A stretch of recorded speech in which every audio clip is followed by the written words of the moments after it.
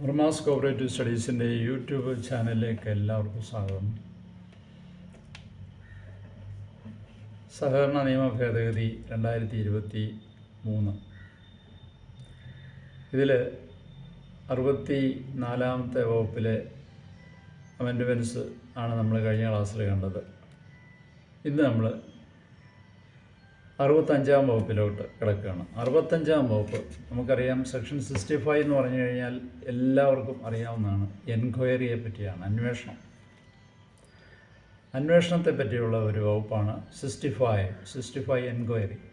അപ്പോൾ ഈ എൻക്വയറിയിലായിട്ടുള്ള അല്ലെങ്കിൽ 65 എന്ന് പറയുന്ന വകുപ്പിലുള്ള ഭേദഗതി എന്തെല്ലാമാണെന്ന് ആണ് നമ്മൾ നോക്കുന്നത്. അപ്പോൾ ഏറ്റവും ഓഡിറ്റ് പോലെ തന്നെ പ്രധാനപ്പെട്ടാണ് 65 എൻക്വയറി, അതുപോലെ 68 സർചാർജ്. ഇതൊക്കെ ഈ വകുപ്പുകളെല്ലാം നമ്മുടെ മനസ്സിൽ എപ്പോഴും നിൽക്കേണ്ടതാണ്. 65 എൻക്വയറി. അപ്പോൾ 65 എൻക്വയറിയിൽ 1-ാമത്തെ സബ്സെക്ഷനിൽ ആദ്യത്തെ മാറ്റം നമുക്ക് നോക്കാം. 65 എൻക്വയറി ആദ്യം പറയുന്ന എൻക്വയറി ബൈ ദ രജിസ്ട്രാർ. അതിലൊന്ന് സബ്സെക്ഷൻ 1 പറയുന്നു, the registrar may on his own motion or B on an inquiry report of the vigilance officer appointed under section 68A. അത് കഴിഞ്ഞ് പിന്നെ CDEF ഇത്രയും ആണ് ഈ എൻക്വയറി ബൈ ദ രജിസ്ട്രാർ പറയുക. അപ്പോൾ അതിനകത്ത് ഈ close B shall be omitted. അതാണ് ആദ്യമായിട്ട്. ആ ക്ലോസ്, ആ ഖണ്ഡം ബി എന്ന് പറയുന്ന ഖണ്ഡം ഒഴിവാക്കണം, അത് വേണ്ട എന്നാണ് പറഞ്ഞിരിക്കുന്നത്. അപ്പം 65 എൻക്വയറി സെക്ഷൻ 65 സബ്സെക്ഷൻ 1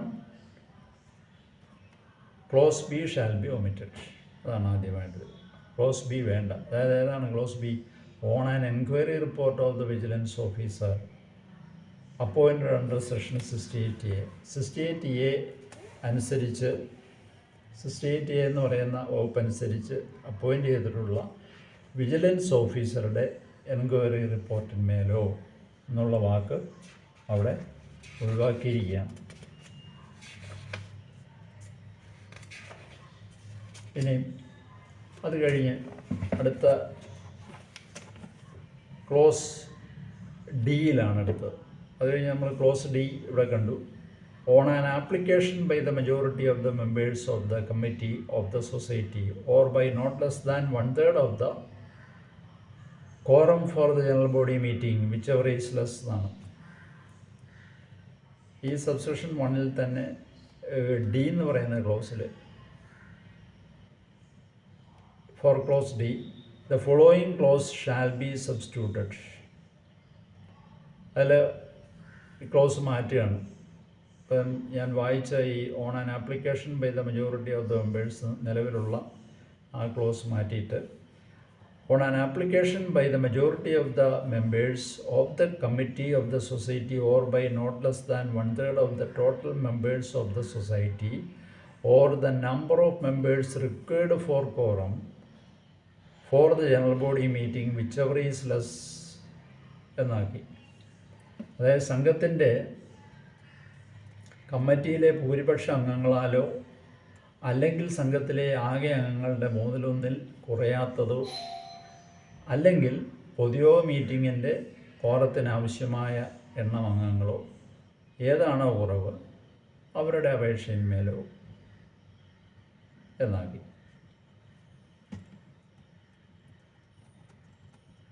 ഇനി അത് കഴിഞ്ഞ് F on an application of a society to which the society concerned is affiliated. അത് ആണ് എഫിൽ പറഞ്ഞിരിക്കുന്നത്. അപ്പോൾ in clause F after the words by a person, ഇവിടെ ബൈ എ പേഴ്സൺ ഇത് കഴിഞ്ഞിട്ട് പറയുന്നുണ്ട് affiliated hold an enquiry by himself or by a person. അതുകൂടാതെ ഓർ പേഴ്സൺസ് എന്നും കൂടെ ചേർക്കണം. In clause F, after the words by a person, the words or persons shall be added. ആൾ മുഖേനയോ എന്നുള്ള വാക്കുകൾക്ക് പകരം ആളോ ആളുകൾ മുഖേനയോ എന്ന് ആക്കേണ്ടതാണ്.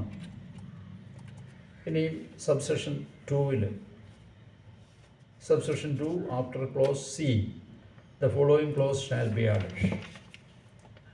രണ്ടാമത്തെ വകുപ്പിൽ സി എന്ന് പറയുന്ന ക്ലോസിൽ ഇനിയുള്ള ഭാഗമാണ് ചേർക്കേണ്ടത്. ക്ലോസ് സിക്ക് ശേഷമായിട്ട് after the clause C the following clause shall be added. അപ്പം നിലവിൽ സി കഴിഞ്ഞാൽ സി വരെ ഉള്ളൂ. സബ്സെഷൻ 2-ൽ എ ബി സി വരെ ഉള്ളൂ. ഇനി ഡി എന്ന് പറയുന്ന ഒരു ക്ലോസ് വരികയാണ്.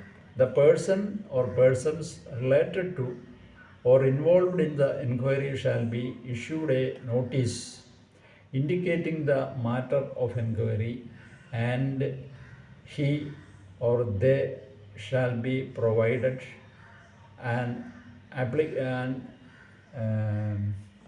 opportunity of being heard with proper notice by registered post or in person.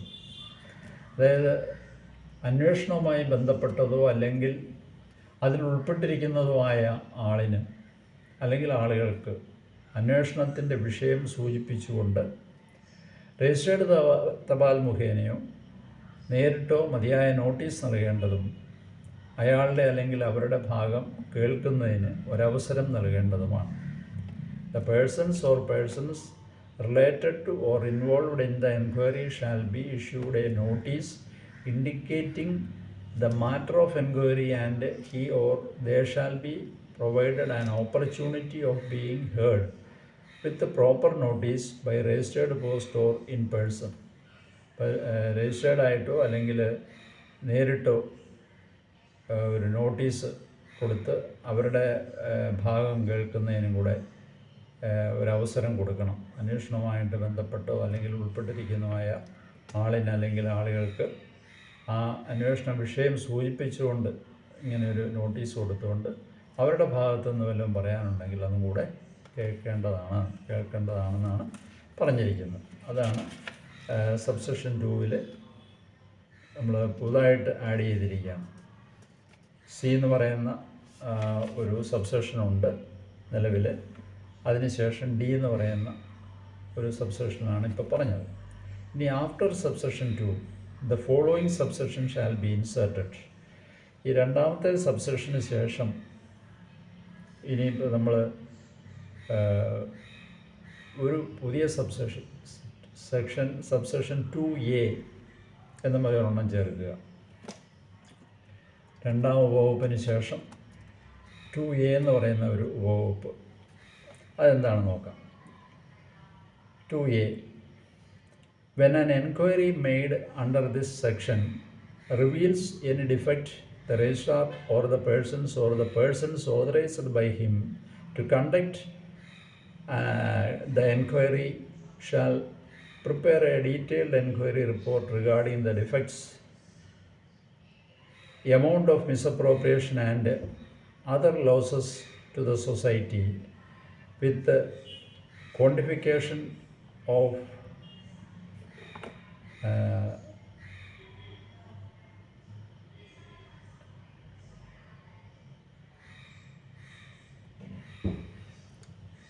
individual liability, quantification of individual liability.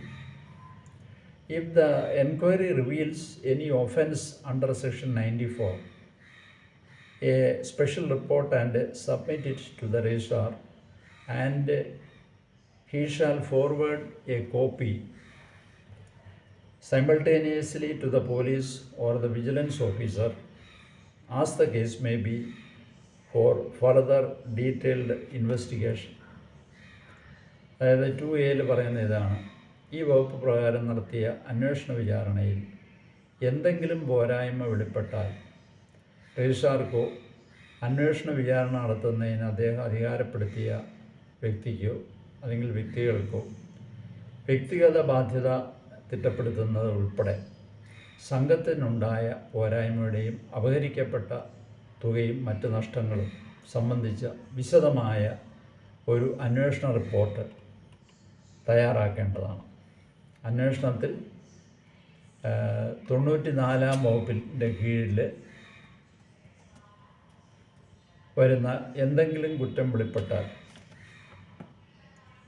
Section 94 ആണല്ലോ ഈ കുറ്റങ്ങളെപ്പറ്റി പറയുക. ആ 94 എന്ന് പറയുന്ന വകുപ്പിൻ്റെ കീഴിൽ വരുന്ന എന്തെങ്കിലും കുറ്റം വെളിപ്പെട്ടാൽ അന്വേഷണ ഉദ്യോഗസ്ഥന് ഒരു സ്പെഷ്യൽ റിപ്പോർട്ട് തയ്യാറാക്കിയിട്ട് രജിസ്ട്രാറിന് നൽകേണ്ടതും അതോടൊപ്പം അയാൾ ഒരു പകർപ്പ് വിശദമായ അന്വേഷണത്തിനായി അത് സംഗതി പോലെ പോലീസിനോ വിജിലൻസ് ഓഫീസർക്കോ അയച്ചു കൊടുക്കേണ്ടതുമാണ്. ഇതാണ് 2A എന്ന് പറയുന്ന സബ്സെക്ഷൻ പറഞ്ഞിരിക്കുന്നത്. അപ്പോൾ ഇത് അന്വേഷണ വിചാരണ നടത്തുമ്പോൾ രജിസ്ട്രാർ അല്ലെങ്കിൽ രജിസ്ട്രാർ നടത്തുന്നതിന് അന്വേഷണ വിചാരണ നടത്തുന്നതിന് ഏർപ്പെടുത്തിയ ആൾക്ക് ആ സംഘത്തിനുണ്ടായിട്ടുള്ള പോരായ്മകൾ അല്ലെങ്കിൽ തുകകൾ വല്ലതും അപഹരിച്ചിട്ടുണ്ടെങ്കിൽ അതുപോലെ മറ്റ് നാശനഷ്ടങ്ങൾ സംബന്ധിച്ച് വിവരങ്ങൾ ഇതിൻ്റെ ഒരു വിശദമായിട്ടുള്ള ഒരു അന്വേഷണ റിപ്പോർട്ട് തയ്യാറാക്കിയിട്ട് ഈ 94-ാം വകുപ്പിൽ കീഴിൽ വരുന്ന എന്തെങ്കിലും കുറ്റം അതിനകത്ത് ഉണ്ടെന്ന് കണ്ടാൽ അത് ഒരു സ്പെഷ്യൽ റിപ്പോർട്ടും കൂടെ തയ്യാറാക്കി രജിസ്ട്രാർക്ക് കൊടുക്കണം. ഈ റിപ്പോർട്ട് കൂടാതെ സ്പെഷ്യൽ റിപ്പോർട്ട് കൂടി തയ്യാറാക്കി കൊടുക്കണം. അതുകൂടാതെ ഒരു പകർപ്പ്, ഒരു കോപ്പി വിശദമായ അന്വേഷണത്തിനായിട്ട് പോലീസിനോ വിജിലൻസ് ഓഫീസർക്കോ അയച്ചു കൊടുക്കേണ്ടതുമാണ്. ഇതാണ് എൻക്വയറി ഓഫീസറുടെ ഒരു ജോലിയായിട്ട് അതിനകത്ത് പറയുന്നത്. അത് സബ്സെക്ഷൻ 2 നിലവിലുള്ള ആ സബ്സെക്ഷൻ 2 ശേഷമായിട്ട് വരുന്നതാണ്. അതായത് സബ്സെക്ഷൻ 2 ഇതാണ് പറയുന്നത്: any meeting the registrar or the person authorized by him under subsection 1 shall for the purpose of an enquiry under the section have the following powers. ആ രജിസ്ട്രാർ അല്ലെങ്കിൽ രജിസ്ട്രാർ നിയോഗിക്കുന്ന ഉദ്യോഗസ്ഥനുണ്ടല്ലോ എൻക്വയറി നടത്തുന്നതിന് വേണ്ടി, അന്വേഷണം നടത്തുന്നതിന് വേണ്ടി, അദ്ദേഹത്തിൻ്റെ അധികാരങ്ങളെപ്പറ്റി അല്ലെങ്കിൽ ആ പവേഴ്സിനെ പറ്റിയാണ് ഈ പറഞ്ഞിരിക്കുന്നത് സബ്സെക്ഷൻ 2. അതിൽ അഡീഷണലായിട്ട് ഈ 2A എന്ന് പറയുന്ന ഒരു പവറും കൂടെ ഉൾപ്പെടുത്തിയിരിക്കുകയാണ്. ഇനി അടുത്ത amendment in subsection 5 for the words 6 months the words 4 months shall be substituted. 5-ാമത്തെ ഉപവകുപ്പിൽ 6 മാസ കാലയളവിനുള്ളിൽ എന്ന വാക്ക് മാറ്റിയിട്ട് 4 മാസ കാലയളവിനുള്ളിൽ എന്നാക്കണം. അതായത് the enquiry under this section shall be completed within A period of 6 months എന്നാണ്. 6 മാസമാണ് എൻക്വയറി പൂർത്തിയാക്കാനുള്ള സമയം കൊടുത്തിരുന്നത്. അത് ചുരുക്കി അത് 4 മാസം എന്നാക്കി. The enquiry under this section shall be completed within A period of 4 months എന്നാക്കി. ഇനി പിന്നെ subsection 6 for the words and figures provisions of section 32 the words and a symbol he may initiate action in accordance with the provisions of this act shall be substituted. അടുത്ത 6-ാമത്തെ ഉപവകുപ്പിൽ 32-ാം വകുപ്പിലെ വ്യവസ്ഥകൾക്കനുസൃതമായി എന്നീ വാക്കുകൾക്ക് അക്കത്തിനും ചിഹ്നത്തിനും പകരമായിട്ട് ബന്ധപ്പെട്ട കക്ഷികൾക്ക് വാദം കേൾക്കാനുള്ള അവസരം നൽകിയ ശേഷം, അതായത് 32-ാം വകുപ്പ് എന്ന് പറയുന്നത് നമുക്കറിയാം സൂപ്പർസെഷൻ ഓഫ് കമ്മിറ്റിയാണ്. കമ്മിറ്റിയെ സൂപ്പർസീഡ് ചെയ്യുന്നതാണ്. അപ്പോൾ 32-ാം വകുപ്പിലെ വ്യവസ്ഥകൾക്കനുസൃതമായിട്ട് എന്നുള്ള വാക്കുകൾ മാറ്റിയിട്ട് ബന്ധപ്പെട്ട കക്ഷികൾക്ക് വാദം കേൾക്കാനുള്ള അവസരം നൽകിയ ശേഷം നിയമപരമായ എന്ന് ചേർക്കണം. പിന്നെ 6-ാമത്തെ ഉപവകുപ്പിന് ശേഷം ഒരു പുതിയ ഉപവകുപ്പ് 7 എന്ന് പറയുന്ന ഒരു സബ്സെക്ഷൻ കൂടെ ചേർക്കുകയാണ്. After subsection 6 the following subsection shall be added. അതാണ് 7. സബ്സെക്ഷൻ 7 എന്താണ്? If any enquiry reveals that any irregularity, misappropriation or fraud or defalcation of money or property or assets of the cooperative society is committed or that any loss is incurred to the society, the registrar or any officer specifically empowered or authorized by the registrar in this behalf shall take immediate necessary steps to recover the misappropriated or defalcated money or property or assets of the society through legal actions after assessing the loss.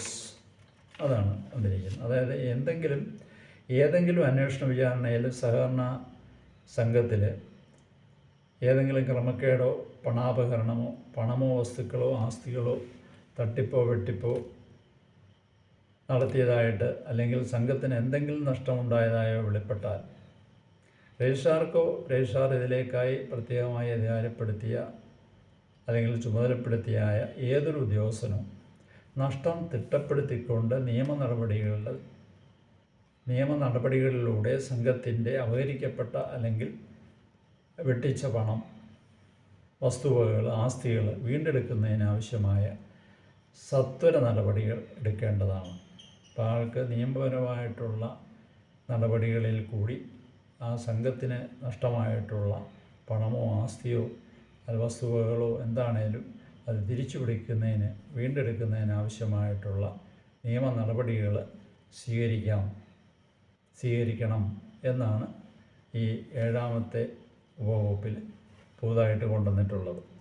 ഇത്രയും കാര്യങ്ങളാണ് നമ്മൾ 65ാമത്തെ സെക്ഷനിൽ കണ്ടിരിക്കുന്നത്. ഇനി 66ാമത്തെ സെക്ഷനിലുള്ള മാറ്റങ്ങൾ അതുപോലെ 66C മാറ്റങ്ങളുമൊക്കെയാണ് നമുക്കിനി നോക്കേണ്ടത്. നമുക്കത് അടുത്ത ക്ലാസ്സിൽ നോക്കാം. അപ്പോൾ ഇന്നത്തെ ഈ ക്ലാസ്സിൽ നിങ്ങൾ ഈ സെക്ഷൻ 65 എന്ന് പറയുന്ന ഓഡിറ്റ് പോലെ തന്നെ പ്രാധാന്യം അർഹിക്കുന്ന ഈ വകുപ്പ്, എൻക്വയറി, അന്വേഷണം, അതിനെപ്പറ്റി അതിൽ ഉണ്ടായിട്ടുള്ള മാറ്റങ്ങളെപ്പറ്റി ആണ് നമ്മൾ കണ്ടത്. അത് നിങ്ങൾ സശ്രദ്ധം പഠിക്കുക. അതിൽ എന്തെങ്കിലും സംശയങ്ങളോ അല്ലെങ്കിൽ നിങ്ങളുടെ അഭിപ്രായങ്ങളോ ഒക്കെ ഉണ്ടെങ്കിൽ കമൻറ്റ് ബോക്സിലൂടെ അറിയിക്കുക. ഈ ക്ലാസ്സുകൾ ഇഷ്ടപ്പെടുന്നുണ്ടെങ്കിൽ ലൈക്ക് ചെയ്യുക, മറ്റുള്ളവർക്ക് ഷെയർ ചെയ്യുക. അതിനോടൊപ്പം തന്നെ ഈ വർമാസ് കോപ്പറേറ്റീവ് സ്റ്റഡീസ് എന്നുള്ള ഈ ചാനൽ ഇതുവരെ സബ്സ്ക്രൈബ് ചെയ്യാത്തവർ അത് സബ്സ്ക്രൈബ് ചെയ്യേണ്ടതാണെന്ന് പറഞ്ഞുകൊണ്ട് നമുക്ക് വീണ്ടും അടുത്ത ക്ലാസ്സിൽ കാണാം. Good bye.